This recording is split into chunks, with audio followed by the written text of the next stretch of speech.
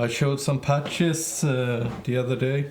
Here's 2 more, and after these 2 I'm gonna show stuff I like to do when I make sounds on this and show some tricks that you can do that's not that common on other synths. So let's start out.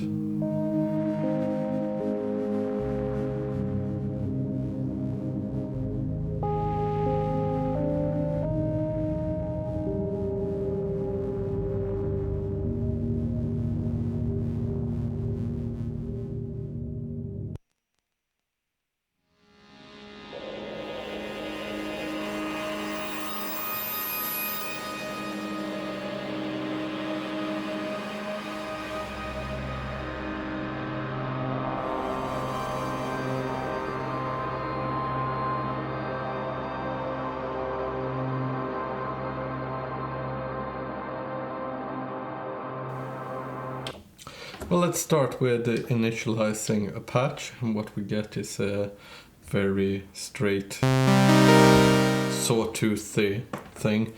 I actually always start with going to the triangle wave, and let's just put it somewhere here, putting the filters to stereo.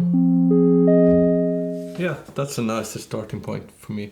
The first trick is with the stereo filter. I'm gonna use my LFO 2 for it, changing it from global to per voice, setting the minimum rate to 0 Hertz, and now means I can actually have a totally still one. Choosing sample and hold here means that, and keyboard reset, means that each time I press a key I will get a random value that's locked for the duration of any key press until a new one is coming.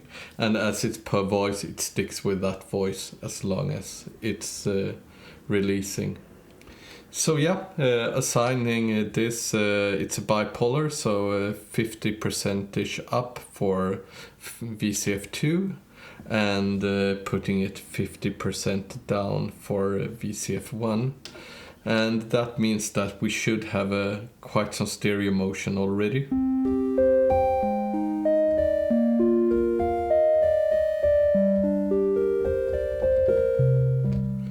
Yes, that's kind of nice. You can get a similar effect by if we turn it down by doing the pan spread. But basically that pan spread means that each voice get a place with some panning, while this you can modulate the filters differently on each ear, and it's kind of a more stereo way as far as I see it.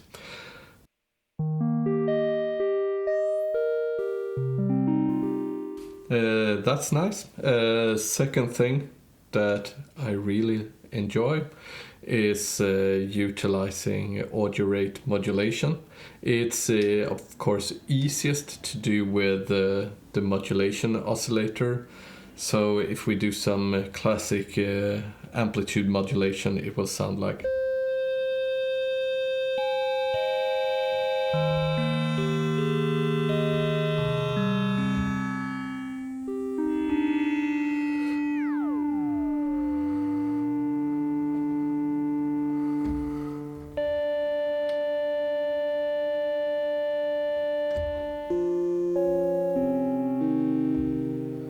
And of course we can utilize envelope to set the levels for this. So going back.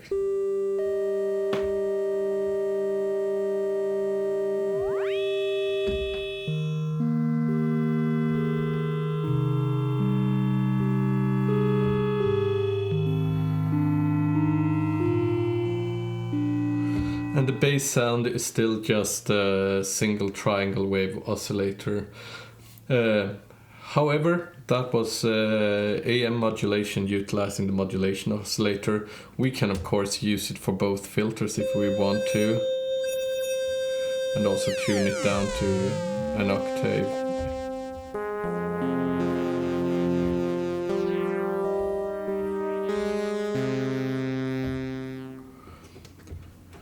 And another thing I like, let's set the first oscillator to per voice, and it can go pretty high. It goes to 1 kilohertz, and we can set the minimum level to give the control in a rate where we really enjoy it. So this one I set from 50 hertz up to 1 kilohertz. This thing works for the pitch LFO too, so if you rather use that. But the trick I want to do is to utilize keyboard as a modulation source, putting it to modulate the rate by probably around 60. It would be nice if they had a better way of doing it, but we should now have an audio rate modulation that kind of changed with the keyboard. It's likely not exact in any way, to octaves or tuning, but let's assign this to the mix for the oscillator 1 and add destination, and now we can turn it down and see.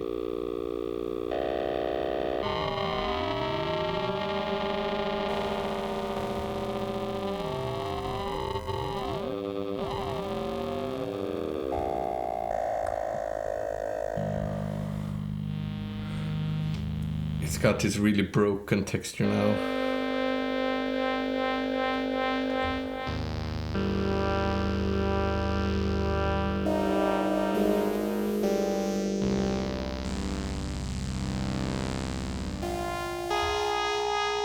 And as I said, we have the pitch LFO that can be utilized for whatever weirdness we want to do. So let's go into that and again make it per voice and putting the rate. We can actually use kind of the same rates as we used for the other one. And now I'm gonna modulate the overload with it. So yeah, and let's do it unipolar instead of bipolar. For modulation, the machine is actually super nice, so I can see why a lot of people enjoy it. Let's assign this to overload, yeah.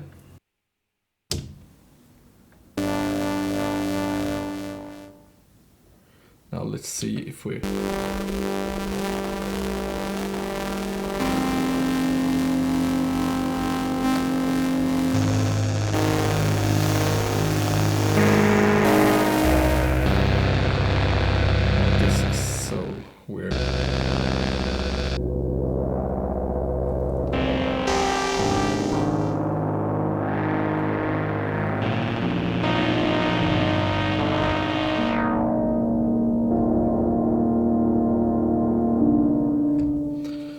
Let's make it a bit more alive by turning on velocity, and I think this is way too sensitive for my taste, so I'm always turning it down to around 70.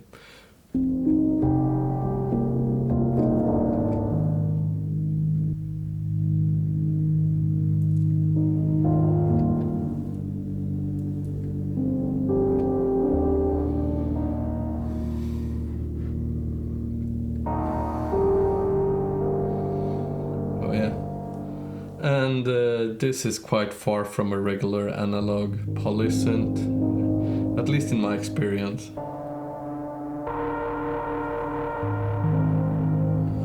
So let's add a bit of the diffusion delay. You can choose between 12 bits and 16 bits, and the crossfade and pitch shift. The sad part is that you can't modulate it at the moment, as far as I've seen. And you have a character filter. Let's turn that off, but let's turn on the diffusion and move it a bit higher, and remove a bit from the deepest bass. It only goes to 11.75 kilohertz, the delay, so it's a very old school digital in that way. Let's turn these down, turn up the feedback a bit, turn it on for timbre A, which is the only one we have been using, so let's hear.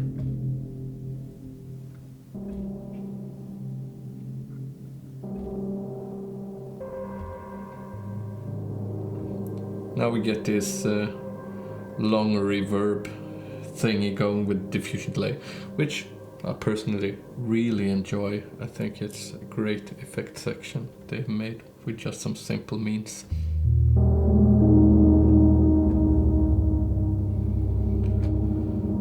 And when it comes to voice stealing, there's one annoying thing with the standard settings. The voice steal is from release. I rather have it resetting because I'm more of a pad guy, so when you have it from where it's in the release, it can kind of create, especially when you play along full octaves, it kind of creates jumps in the sound, so if you have slow attacks, it kills that. But for now it should be.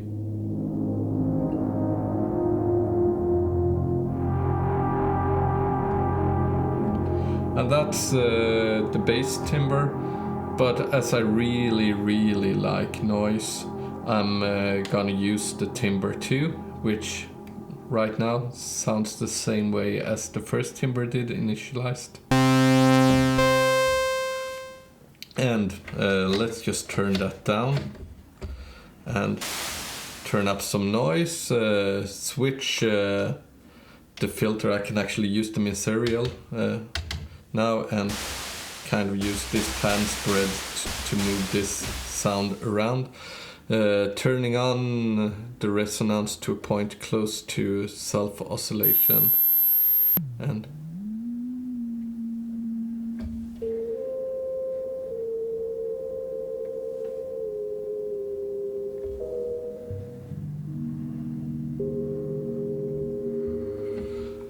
And then again, utilizing the modulation oscillator, but for filter modulation we can use it only for second one.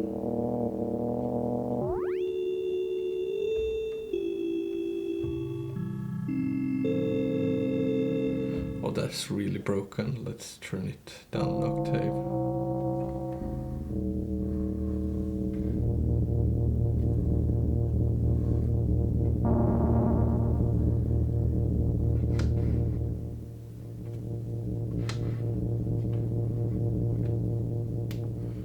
And again, let's get some velocity sensitivity and get the voice stealing, as now I have a very slow voice.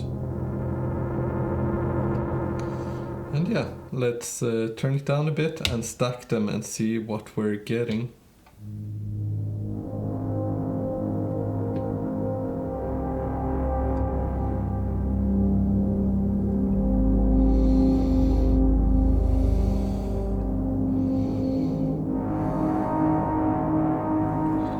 And yeah, another thing we can do, let's go to the main cursor. Let's see if we can get something that kind of change the overall tone of it. It's not the easiest thing at the moment, I guess, but let's see. So, say that we want the filter modulation from the audio rate modulation oscillator going and kind of changing with each key press. There is a semi-hidden, it's in the function in the modulation matrix, where you have something called random trig. And this is kind of like the first trick I show. Each time I press a key, it will just create a random number. And the target for that one, I want the filter amount from the modulation oscillator. So let's see, there it is. And let's turn it to like...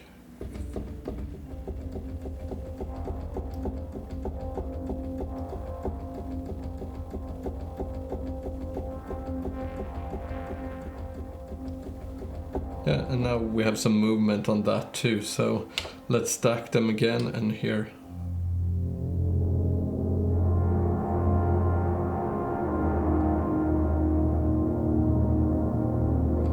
And we can add the second timbre too to the diffusion delay.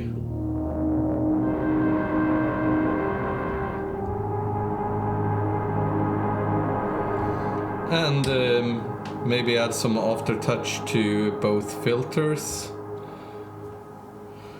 like 30-ish. The issue I have with the aftertouch is reacting extremely hard. I can't control it, so I usually put some sleeve on there, which is another cool function. You can use like max operators between two different sources, or the control source and the main source, which means you can do some pretty cool stuff. But let's see here now if this works.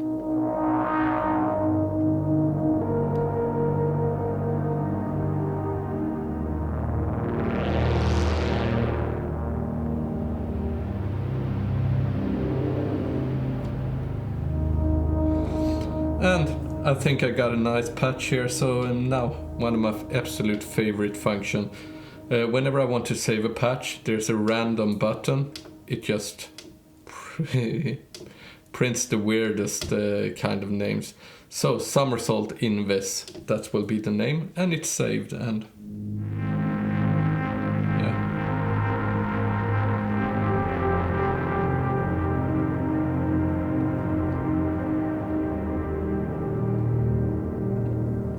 I can probably do a lot of stuff with that.